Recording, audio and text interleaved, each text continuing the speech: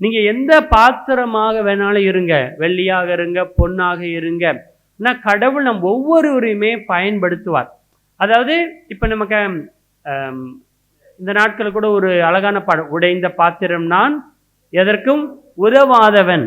நீ ஒரு மண் பாத்திரமாக இருந்தாலும் இல்லை மரக்கட்டையால் செய்த பாத்திரமாக இருந்தாலும் கடவுள் நம் ஒவ்வொருவரையும் பயன்படுத்துவாரா மாட்டாரா?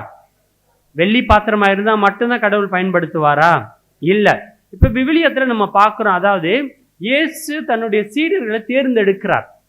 இப்போ தேர்ந்தெடுக்கும் பொழுது இப்போ சாதாரணமாக இப்போ ஒரு வேலைக்கு ஆட்களை தேர்ந்தெடுக்கணும்னா நிறைய பார்ப்பாங்க, நிறைய இன்டர்வியூ வைப்பாங்க. அதில் ரொம்ப திறமசாலியை தான் தேர்ந்தெடுப்பாங்க. ஆனால் இயேசு பேதுருவோ சீமோன் அவரை யோவானை தேர்ந்தெடுக்கும் பொழுது, அந்திரேயவா தேர்ந்தெடுக்கும் பொழுது என்ன பண்ணுறாரு? சாதாரண மீன் பிடிக்கிறவர்கள், அதாவது ஒரு மண் களத்திற்கு மண் பாண்டத்திற்கு சமமானவர்கள் என்று கூட சொல்லலாம். சாதாரண மீன் பிடிப்பவர்களை தேர்ந்தெடுக்கிறாரு. பாவி என்று அழைக்கப்பட்ட சுங்கம் வரி வாங்குவார மத்தேயுவை தேர்ந்தெடுக்கிறார். அப்ப கடவுள் எப்படிப்பட்ட பாத்திரம் என்று பார்க்க மாட்டார். கடவுள் நம் ஒவ்வொருவரையும் நம்ம அவர் கையில நம்மளை ஒப்படைத்து விட்டோம் என்றால், எப்படிப்பட்ட பாத்திரமாக இருந்தாலும், பொன்னோ வெள்ளியோ இல்லை மண் பாத்திரமாக இருந்தாலும் கடவுள் நம்மை பயன்படுத்துவார்.